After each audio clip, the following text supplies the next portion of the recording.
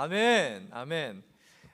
패밀리 페스티벌 두 번째 시간입니다. 가정의 달을 맞이해서 여러분들과 함께 지난주 어린이 주일에는 자녀들을 위한 말씀을 보았다면 오늘은 부모 세대를 위한 하나님의 말씀을 좀 나누려고 합니다. 오늘은 부모 공경으로 얻는 축복이라는 말씀을 가지고 함께 하나님의 은혜를 나누려고 합니다.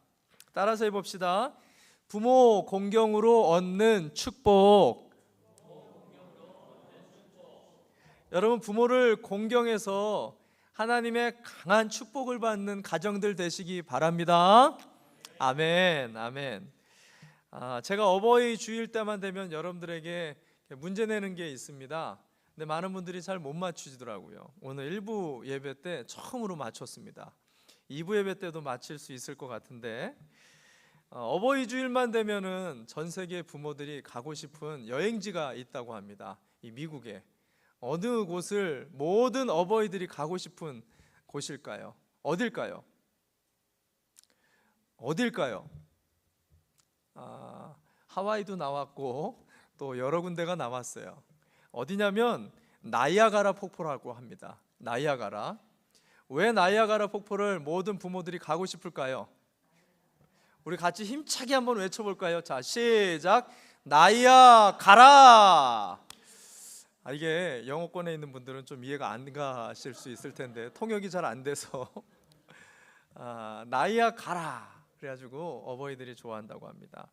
우리 부모님들, 또 큰사랑 목장, 또 인도네시아 목장, 또 연세 드신 모든 부모 세대분들 오래오래 사시기를 축복합니다. 아멘, 아멘. 여러분, 인간이 받을 수 있는 축복 중에 가장 큰 축복이 뭘까요? 여러분들이 오늘 예배 때 하나님이 오셔서 여러분에게 축복해 주신다면 어떤 축복을 받고 싶습니까? 여러 가지 개인적인 소원들이 있을 거예요. 대학을 지나간다든가 좋은 직장에 들어간다든가, 어떤 분은 로또 맞기를 바랍니다 이렇게 바라는 분도 있습니다. 여러 가지 축복을 받기를 원할 텐데요, 그 중에 가장 큰 축복이 뭔지 아십니까? 여러분이 모든 축복을 다 받아도요, 여러분이 병들어서 죽으면 아무것도 아닙니다. nothing이에요. 가장 인간이 받을 축복 중에 큰 축복은 오래오래 장수하는 축복입니다. 오늘 성경을 보니까요, 인간 최고의 가장 큰 축복인 이 장수하는 기쁨, 장수하는 축복을 언제 우리에게 주신다고 말합니까? 언제 준다고요? 부모에게 공경할 때 이 축복을 준다라고 이야기합니다. 여러분, 왜 하나님께서는 이 놀라운 축복을 우리가 부모를 공경할 때 주시는 걸까요? 오늘 여러분과 함께 이 놀라운 비밀 세 가지를 함께 살펴보면서 부모를 공경할 때 얻는 축복이 무엇이고, 또 그것을 통해서 이 가정의 달에 어떻게 하나님은 가정을 회복시키길 원하시는지 함께 살펴보면 좋겠습니다. 첫 번째로 부모를 공경할 때 오늘 말씀은 우리는 하나님을 공경하게 됩니다 라고 말합니다. 부모를 공경하면 하나님을 동시에 공경하는 꼴이 된다는 것입니다. 중요한 원리입니다. 성경을 보면은 하나님을 향해서 쓰는 단어와 인간을 향해서 쓰는 단어가 다른 것들이 있습니다. 그런데 유독 하나님께 쓰는 단어를 부모님께도 동일하게 쓰는 때가 많이 나옵니다. 그 중에 하나가 바로 이 공경이라는 카바드라는 단어입니다. 또 하나는 청종이라는 단어이고, 또 순종이라는 단어들이 있습니다. 이와 같은 모든 단어들은요, 하나님께만 독특하게 쓰는 단어들인데, 그런데 이것을 부모에게도 동일하게 성경에서는 쓴다라는 것입니다. 그 말은 무슨 뜻일까요? 너희가 부모를 대할 때 하나님을 대하듯 해야 된다라는 의미가 그곳에 들어있다는 것입니다. 뿐만 아니라 주목할 것이, 부모에게 잘하면, 오늘 부모를 공경하면 뭐라고 얘기합니까? 하나님께서 복을 주신다라고 이야기합니다. 그럼 반대로 부모에게 잘 못하면 어떻게 될까요? 여러분, 부모에게 잘 못하면 어떻게 될까요? 한번 볼까요? 하나님이 어떤 말씀을 주시는지 잠언 30장 17절 말씀 보겠습니다. 잠언 30장 17절 말씀 제가 읽어드립니다. 아버지를 조롱하며 어머니를 멸시하여 순종하지 않는 사람의 눈은 골짜기의 까마귀에게 쪼이고 새끼 독수리에게 먹힐 것이다. 굉장히 무서운 저주의 말입니다. 보세요. 까마귀에게 눈이 쪼였다라는 것은, 새끼 독수리에게 먹힌다라는 것은 뭐예요? 이미 죽었다라는 것을 얘기합니다. 비참한 저주의 말씀입니다. 저는 이 말씀을 보면서 왜 하나님은 이렇게 부모님에 대해서 집착하시는 걸까? 우리가 부모님에게 잘하면 하나님이 직접 복을 주신답니다. 우리가 부모님께 잘 못하면 하나님이 직접 나서서 징계하신다라고 오늘 말씀하고 있다라는 것이죠. 더더군다나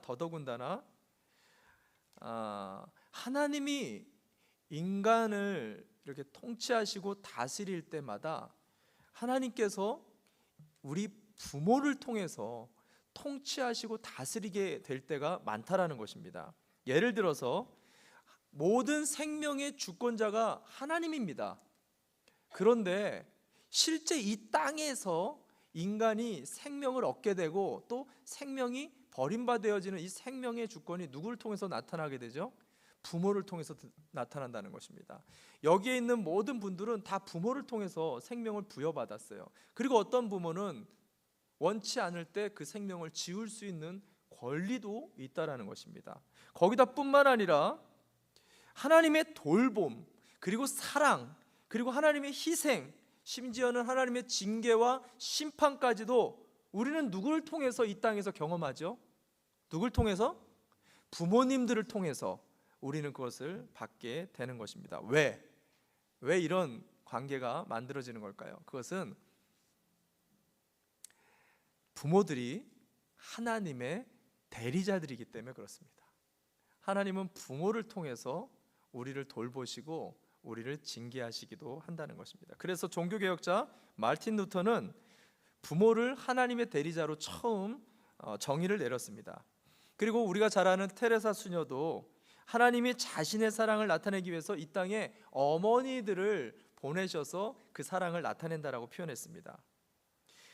하나님이 부모를 통해서 우리에게 지금 자기의 사랑을 보여주고 있다라는 것입니다. 그래서 부모를 공경하면 하나님을 공경하는 것이 된다라는 것이죠. 그런데 여러분이 오늘 이 말씀을 들으면서 이렇게 질문하는 분이 혹시 있을지 모르겠습니다. 만약 목사님, 하나님을 대신해서 우리 부모님을 보내주셨다면 왜 하필 이런 부모를 보내주셨나요? 조금 더 좋은 부모를 보내주시면 안 되나요? 이렇게 말할 수 있는 분들이 있을 수도 있겠습니다. 또 어떤 분은 이렇게 질문합니다. 하나님, 제가 완전하신 하나님께는 공경하는 게 전혀 부담이 없습니다. 그런데 우리 부모님 같이 이렇게 모자라고 맨날 말도 잘 하지 않고 화만 내는 이런 불합리한 부모님한테는 공경을 못 하겠습니다. 이렇게 말하는 분이 있을까요? 없을까요? 있을까요? 없을까요? 여러분, 정말 많습니다. 저도 그랬습니다. 자, 그런데 우리는 대부분 부모님에 대하여 하나님께는 순종하고 하나님께는 공경하는 게 쉽지만 이 불완전한 대리자로 서 있는 부모는 불완전하기 때문에 우리가 순종 안 해도 된다는 생각을 합니다. 여러분, 그런 분들이 오늘 있다면 이 말씀을 좀 잘 들어보십시오. 유기성 목사님이 쓴 십자가에서 살아난 가정이라는 책을 보면은요, 유기성 목사님은 이렇게 정의합니다. 우리가 부모가 못나서 불순종한다라고 말을 하지만 실제는 우리 자신이 가진 죄성 때문에 불순종하는 것입니다. 예를 들어서 이런 거예요. 만약에 부모님이 완벽하다라면 우리가 순종할 수 있다라고 얘기하는 그 논리로 생각한다면 하나님 아버지만큼 완벽한 분이 없죠. 하나님 아버지만큼 우리에게 완전한 사랑을 보여주신 분이 없습니다. 우리 모두는 다 하나님의 완전하신 사랑을 받았습니다. 그럼 그 완전한 하나님 앞에 모두 순종하나요? 여러분은 그 완전하신 하나님의 말씀을 모두 다 순종하며 살아가고 계십니까? 그렇지 않을 것입니다. 누가복음 15장에 보면 탕자의 아버지가 나옵니다. 이 탕자의 아버지는 여러분 좋은 아버지입니까? 나쁜 아버지입니까? 좋은 아버지예요? 나쁜 아버지예요? 너무너무 좋은 아버지입니다. 하나님을 상징할 만큼 완전한 사랑이 하나님이죠. 그런데 그 두 아들, 큰 아들과 둘째 막내 탕자는 어떤 아들이었죠? 아버지에게 불효를 했습니다. 완벽하고 완전한 사랑과 희생을 다 보여준 그 아버지에게 이 두 아들 모두 다 불효를 하는 장면이 나옵니다. 우리가 이것을 통해서 성경이 우리에게 말해주는 아주 중요한 메시지는 뭐냐면, 내가 오늘 우리의 부모에게 불효하는 가장 큰 원인은 부모가 부족하기 때문보다도 먼저 우리 안에 죄성 때문에 우리가 부모에게 불순종하는 것이다라는 것을 말해준다는 것입니다. 한 여집사님이 어린 시절 새어머니를 맞았습니다. 어머니가 돌아가셔서. 근데 이 새어머니와 어렸을 때 만났기 때문에 관계가 너무 안 좋아서 새어머니한테 상처를 많이 받았다라는 거예요. 근데 어느 날 어린 소녀가 이 집사님이 교회를 나가게 되면서 그 교회에서 예배를 드리는데 하나님이 이 어린 소녀에게 그 십자가에서 죄를 보여주셨다라는 거예요. 그래서 이분이 그 죄를, 내 안에 있는 죄를 보면서 하나님 앞에 막 눈물을 흘리면서 회개하는데 새어머니한테 했었던 자기의 잘못이 떠오르더라는 거예요. 새어머니를 미워하고 또 새어머니를 험담했었던 자기의 죄악된 모습을 비춰주니까 그때에 하나님 앞에 울며 이 어린 소녀가 회개했다라는 거예요. 그리고는 집에 왔는데 그 새어머니가 있는 거예요. 울면서 새어머니께 가가지고 이렇게 말했습니다. 엄마, 제가 잘못했습니다. 제가 새어머니한테 불평하고 미워했던 것을 용서해 주세요. 울면서 막 이렇게 회개했어요. 그럼 그 새어머니가 그래, 나도 잘못했다. 내가 생각해보니 내가 속이 좁았다.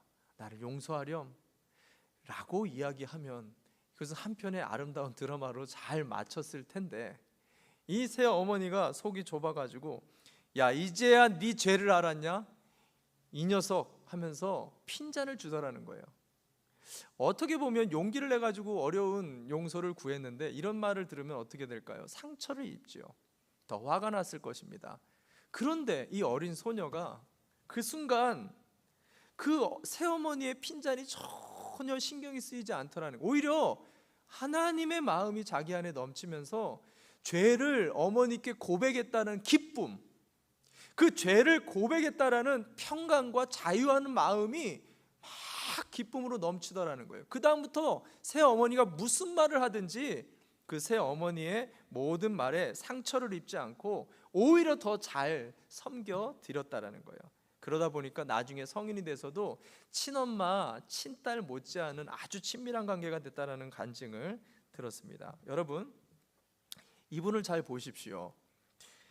우리 자신의 죄를 깨닫고 그것이 십자가에서 회복이 되니까요, 부모가 어떤 분이든지 그것을 공경할 수가 있게 된 것입니다.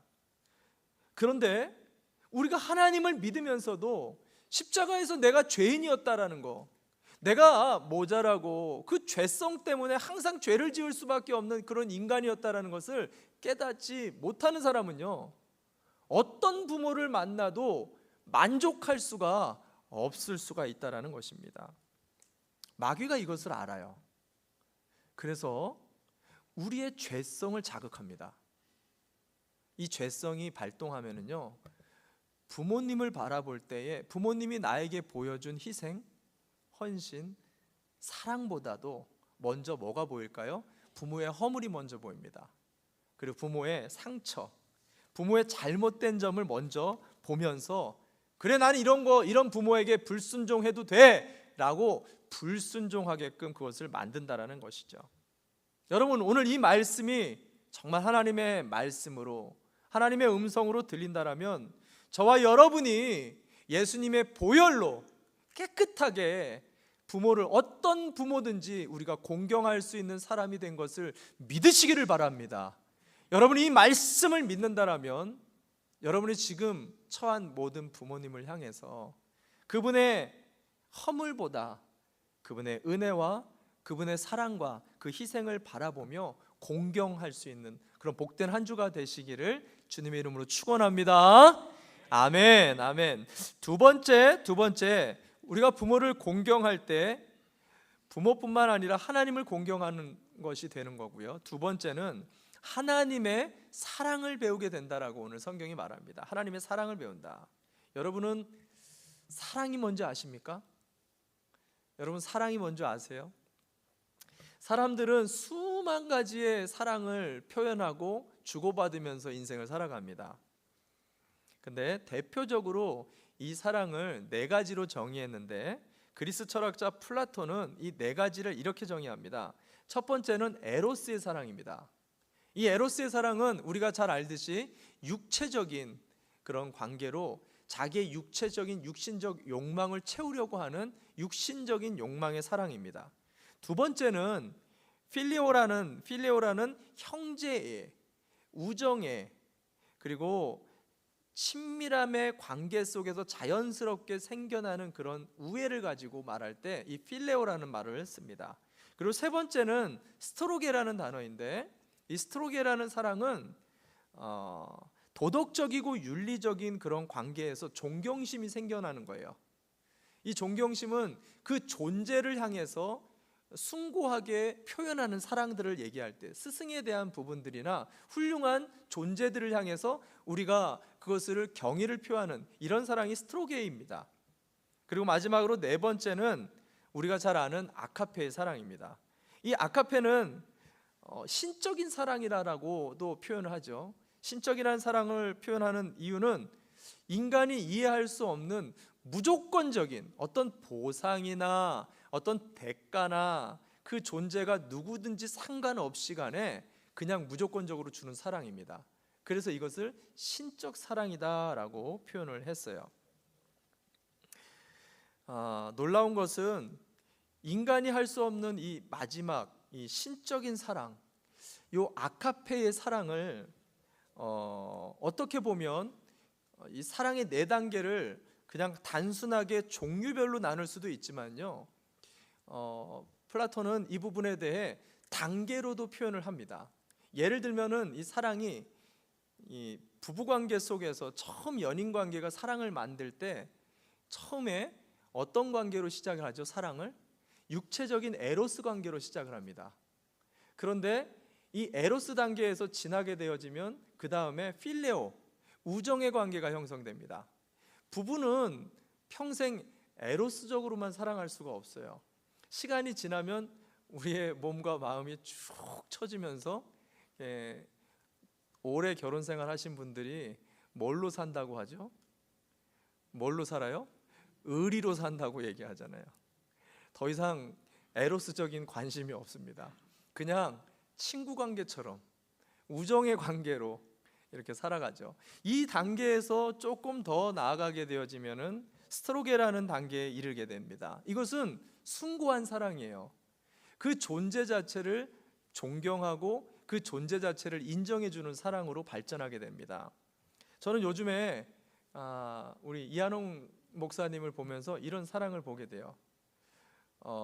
제가 이렇게 신방을 가면 아침에 한 번, 오후에 한 번씩 이렇게 이한홍 목사님이 또 돈을 계속 벌어야 되니까 매일같이 그 노동 일을 하시잖아요. 지금 컨트랙터 일을 하시는데 그 피곤한 몸을 이끌고 새벽부터 아내를 위해서 음식을 만들어서 얼른 그 밥을 먹이고 물리치료 운동을 시킨 다음에 그 다음에 자기가 낮 시간에는 나가서 또 하루 종일 일을 하고 오후에 또 퇴근하면 곧바로 와가지고 아내 저녁을 먹이고 또 물리치료 1시간 하고 대화를 하다가 피곤하면 이제 집에 가서 또 잠을 자고 그렇게 계속해서 하루 이틀이 아니라 지금 몇 개월, 1년째 지금 그 일을 하고 있습니다. 생각해 보십시오. 병들어서 몸도 잘 움직이지 못하고 말도 잘 어눌해진 그 아내를 보면서 어떤 충족을 받을 수 있을까요? 어떤 도움을 얻을 수 있을까요? 뭐 때문에 그 일을 계속하고 있는 것일까요? 이유는 하나입니다. 내 배우자이기 때문에. 그 존재 자체를 사랑하는 거예요. 다른 대가가 없는 것입니다. 이게 바로 스트로게의 사랑입니다. 이 단계를 지나게 되어지면 훨씬 더 고차원적인 사랑인데 바로 그것이 아까 말씀드렸던 아카페, 신적인 사랑을 하는 것입니다.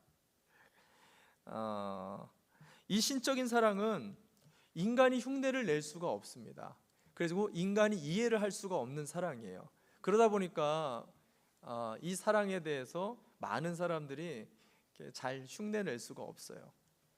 근데 이것을 흉내낼 수 있는 인간관계가 있는데 그것이 바로 부모와 자식 간의 관계입니다. 유일하게 하나님의 신적인 관계를 우리 가운데 표현한 사랑, 이 아가페가 부모와 자식 관계 속에서 나타날 수가 있다는 것입니다. 이게 신적인 사랑이기 때문에 어떤 자녀도 부모의 사랑을 이해할 수가 없어요. 그러니까 보답할 길도 없는 것입니다. 어느 목사님이 자기 어머니 이야기하는 것을 들었습니다.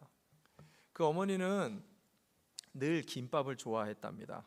근데 그 김밥을 먹어도 항상 그 꼬다리 맨 마지막에 있는 그 김밥을 좋아하시고, 그리고 항상 따뜻하게 나오는 그 따뜻한 김밥보다는 나중에 아무도 먹지 않는 그 식은 김밥을 그렇게 즐겨서 드셨다라는 거예요. 최근까지도 이 목사님은 우리 어머니는 왜 그렇게 식은 김밥을 좋아하셨는지 몰랐다고 그렇게 얘기합니다. 근데 어느 날 자기 자식들이랑 김밥을 먹는데 그 따끈따끈한 그 김밥의 속 알맹이 예쁘게 빚은 그 부분은 자식한테 이렇게 줬어요.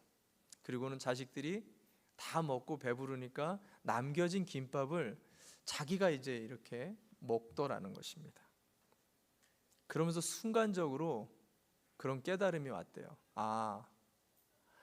어머니가 식은 김밥을 좋아했던 게 아니었구나.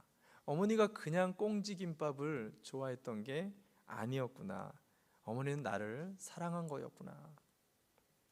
저도 이런 경험이 있다 그랬죠. 저희 어머니는 김밥이 아니라 뼈를 좋아하셨습니다. 뼈를 엄청나게 좋아하셨어요. 특히 생선을 먹을 때는 이 뼈를 아주 좋아하셔서 어머니가 좋아하는 생선 부위는 머리통이었습니다. 어머니는 머리통 하나로 밥 2공기를 먹을 수 있을 정도로 그 머리를 쪽쪽쪽쪽 빨아먹으면 얼마나 그게 맛있어 보이는지, 저도 어릴 때 그 머리를 좀 빨아먹어 봤는데 전혀 맛이 없더라고요. 근데 어머니는 그걸 너무 좋아하셨어요. 그리고 어머니는 통닭을 드시면 제가 말씀드렸듯이 저희 어머니는 살을 안 먹습니다. 어머니는 뼈를 드셨어요. 근데 그 뼈도요, 그냥 뼈가 아니라 뼈 속에 있는 그 검은색 그 골이 맛있다고 하면서 통닭 뼈를 그냥 우덕우덕 하면서 깨가지고 그 안에를 그렇게 즐겨 드셨습니다. 저는 참 눈치가 없었어요. 어머니 정말 뼈를 좋아하시는구나 하면 생선을 먹을 때든 닭고기를 먹을 때든 저는 항상 열심히 살을 먹고 어머니한테 뼈를 갖다 드렸습니다. 어머니가 뼈가 정말 좋아하시는 줄 알고. 근데 제가 아이들을 키우면서 아이들이 많잖아요. 아내가 생선 요리를 별로 안 좋아합니다. 근데 저는 생선을 좋아하는데 이제 어쩌다 한번 제가 생선 요리를 좀 해달라고 그래서 아내가 생선 요리를 딱 해주면은 신나서 이제 생선을 먹으려고 해요. 근데 우리 아이들이 가만히 있질 않습니다. 후다닥 한번 이렇게 뭐 이렇게 메뚜기 태처럼 한번 쑥 한번 지나가면 생선이 금세 뼈다귀만 남습니다. 좀 아껴 먹었으면 좋겠는데. 그래서 항상 제가 남으면 저도 모르게 머리통을 한번 쪽쪽 빨아 먹고 있었어요. 그리고 뼈를 이렇게 쪽쪽 빨았더니 우리 하일이가 아빠는 뼈가 맛있어? 아빠는 뼈가 맛있어? 그러는 거예요. 그 순간에 제가 그런 생각이 들었어요.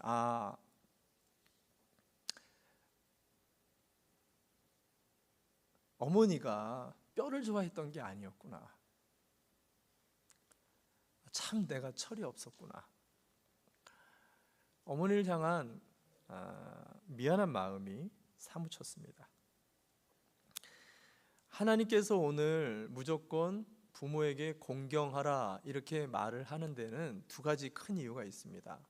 하나는 모든 부모는 자식을 위해 이미 엄청난 희생과 사랑을 보여줬다라는 점입니다. 우리가 그것을 모를 뿐이지 상상할 수도 없는 그 사랑을 우리에게 이미 보여주셨다라는 것이에요. 그렇기 때문에 무조건 공경해야 된다라고 말하는 것입니다. 2번째는 이것이 하나님이 우리를 향한 사랑이다라고 말씀하는 거예요. 하나님은 우리를 너무나 사랑하셔서 자기 아들을 죽이면서까지 우리를 사랑해 주셨고 이 세상에 우리를 위해 희생해 주셨다는 것입니다. 문제는 뭐냐면 우리가 그 하나님의 사랑을 모른다는 게 문제죠. 그런데 이것을 부모를 공경할 때, 부모님의 사랑을 알아갈 때 우리는 보이지 않는 하나님의 사랑을 깨닫게 되어지는 것입니다.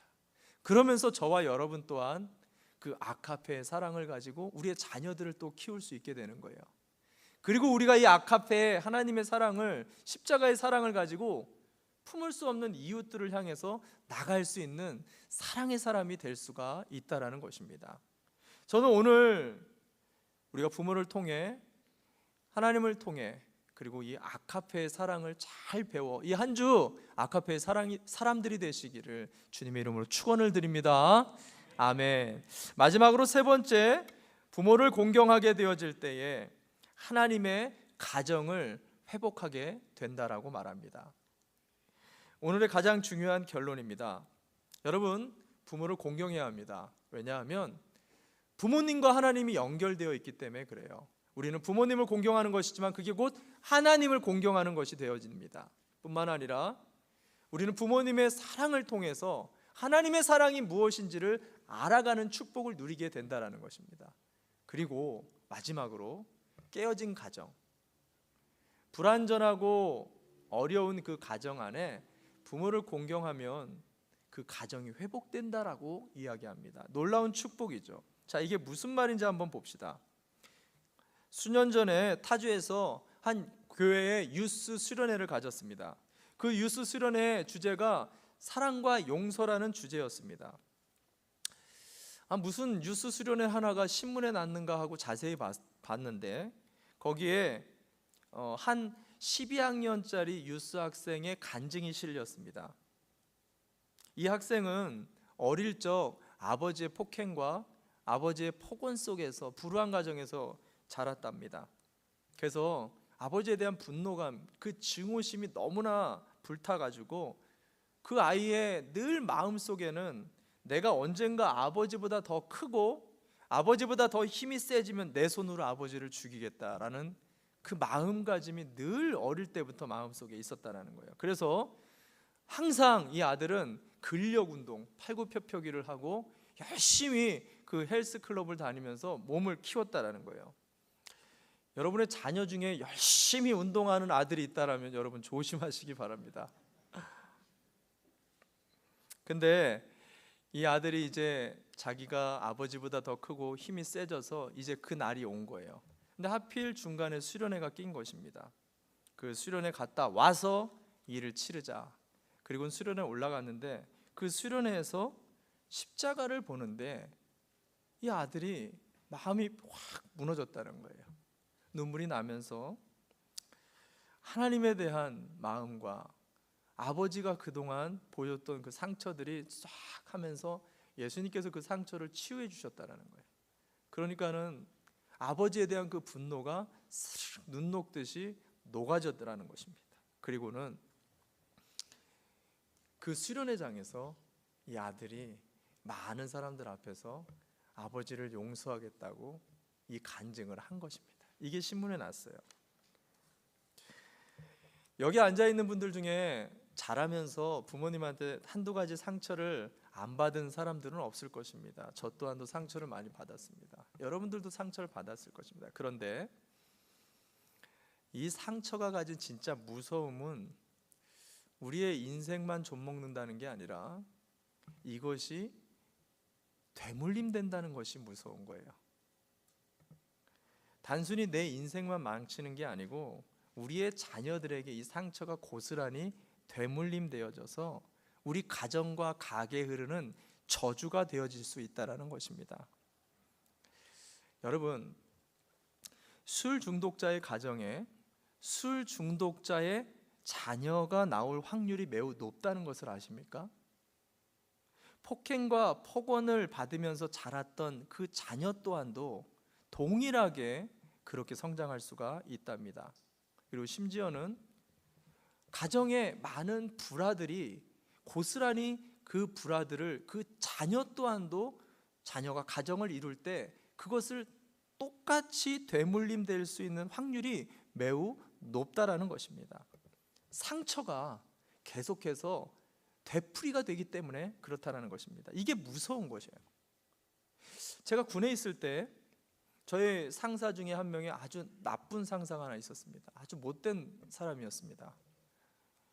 이 사람은 신병이 들어오면은 신입 군인이 들어오면은 그 중에 제일 예쁘게 생긴 그 신병 한 명을 딱 찍어가지고 걔를 그날부터 성폭행을 해요. 성추행을 합니다. 그리고는 제대할 때까지 한 명을 찍어가지고 걔를 그 옆에, 원래 그렇게 하면 안 되는데 몰래 옆에다가 두고 잠을 잤어요. 제대하는 날까지. 이 신병이 너무 고통스러워했습니다. 맨날 저한테 와가지고 상담받으면서 좀 어떻게 이걸 좀 도와달라고. 근데 제가 뭐 계급이 안 되니까. 근데 나중에 이 고참, 이 상사가 제대를 했습니다. 그래서 너무 축하해줬죠. 제대했으니까 이제 끝났다.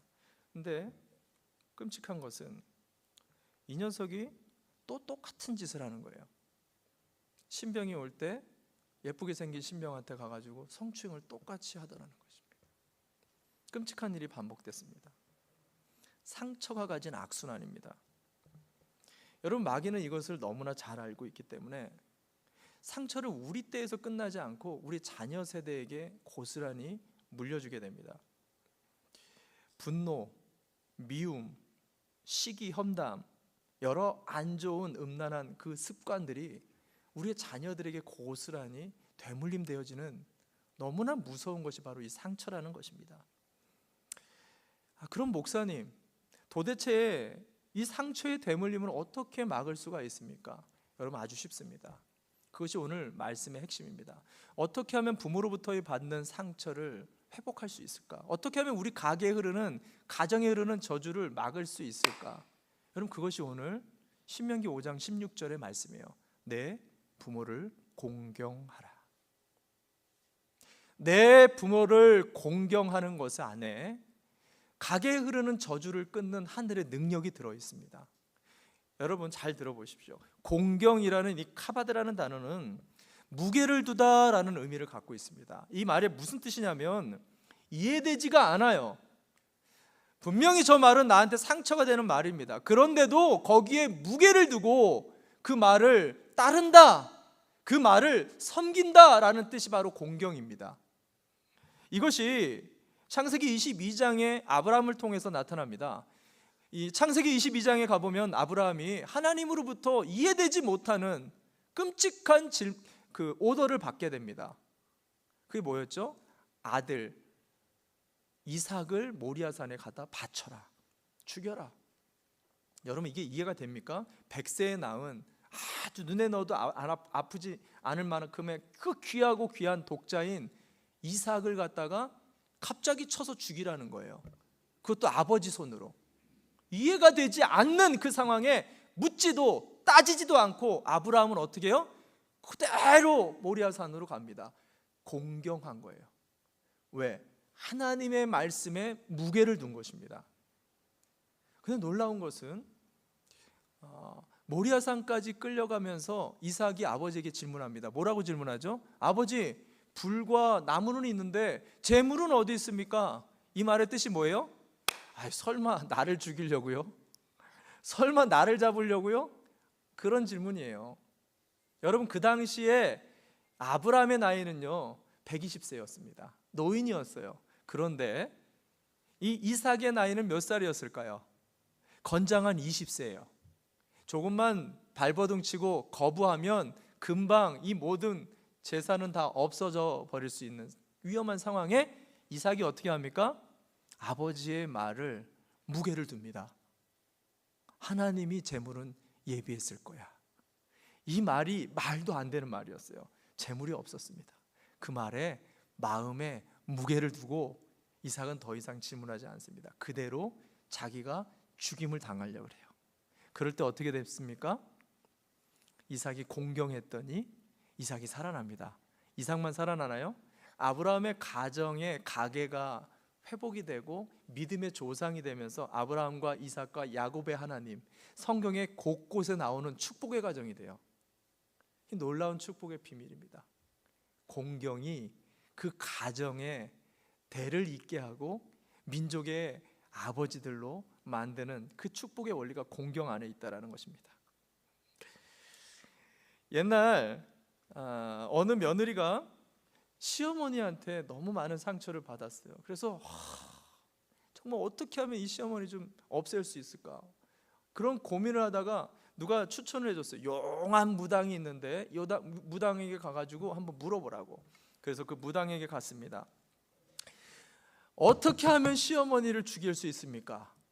그랬더니 이 무당이 하는 말이, 점괘를 막 이렇게 하더니 그러면서 시어머니가 좋아하는 요리가 뭐냐고. 그랬더니 이 며느리가 인절미라고.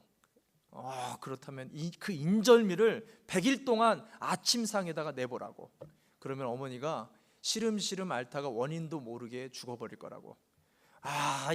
이 며느리가 신이 났습니다. 드디어 어머니를 보낼 방법을 찾았구나 하면서 그 다음날 가가지고 찹쌀을 막 열심히 빻아가지고 아침상에 첫날 인절미를 모락모락 이렇게 올렸어요. 그랬더니 어머니가 놀란 거예요.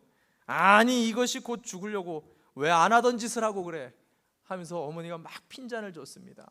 그런데 며느리는 아무 소리 안 하고 둘째 날에도 인절미를 올리고 셋째 날에도 인절미를 올리면서 계속해서 매일같이 밥상에 맛있는 인절미를 올렸어요. 그러자 이 시어머니가 조금씩 며느리에 대한 마음이 달라지고 야단도 갈수록 덜 치는 거예요. 그리고는 옛날에는 동네 사람들한테 맨날 며느리 욕을 하고 돌아다녔는데 이제 더 이상 욕보다는 며느리 칭찬을 하면서 돌아다니더라는 것입니다. 그리고 약 90일쯤이 됐습니다. 이제 곧 100일이 됐잖아요.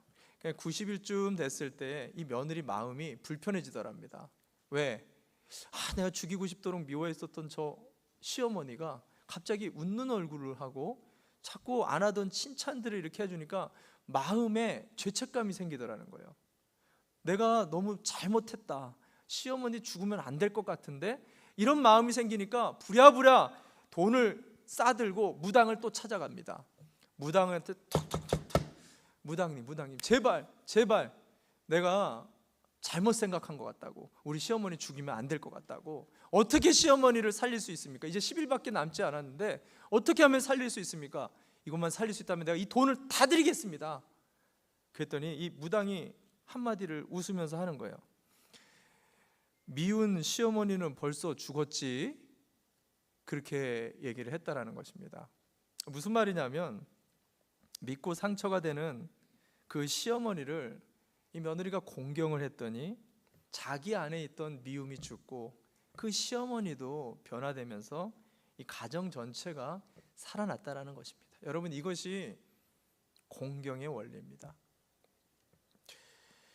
여러분, 5월은요 가정의 달이죠. 이 가정의 달을 어떻게 보내고 계십니까? 가족들 챙기고 돌보면서 가족들을 위한 어떤 그런 이벤트들을 만들고 있지는 않습니까? 그런데 하나님은 우리에게 이 가정의 달을 주신 의미가 있어요. 그것은 우리 안에 끊어진 관계를 회복하는 것입니다. 저는 이 5월 한 달 동안 자녀들과의 관계가 회복되시기를 주님의 이름으로 축원합니다. 부부 관계가 회복이 되고요, 그리고 부모님과의 세대 관계가 회복되기를 바랍니다. 왜냐하면 마귀가 우리의 모든 관계들을 깨뜨리고 있거든요. 혈과 육의 싸움이 아닙니다. 가정이 무너지면 안 됩니다. 저는 매주마다 이 5월 한 달 동안 여러분이 말씀을 들을 때 가정의 회복을 위해 기도하기를 바랍니다. 왜? 가정 안에 부모님을 통해서 하나님과 연결되어 있기 때문에 그렇습니다. 우리는 부모님을 통해서 하나님의 돌봄과 사랑을 받고 있기 때문에 그렇습니다. 그리고 부모님은 이미 우리에게 무한한 사랑을 베풀어 주셨어요. 내가 이해하지 못하고 있을 뿐입니다.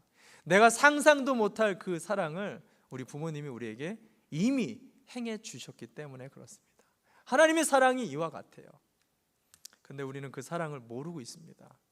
오늘도 우리는 그 사랑을 가정에서 배워야 돼요. 가정에서 자녀들에게 가르쳐 줄 수가 있어야 합니다. 그렇게 되어질 때 공경을 통해 가정이 회복돼요.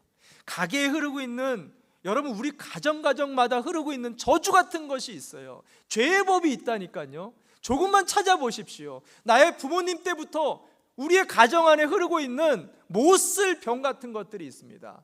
몹쓸 유전적 죄가 있어요. 미움과 다툼과 시기와 질투와 더러운 것들과 추악한 것들이 있습니다. 이것이 우리 때에 끊어지는 그 은혜가 저와 여러분에게 있기를 주님의 이름으로 축원을 드립니다. 아멘. 아멘. 우리 함께 자리에서 일어납시다.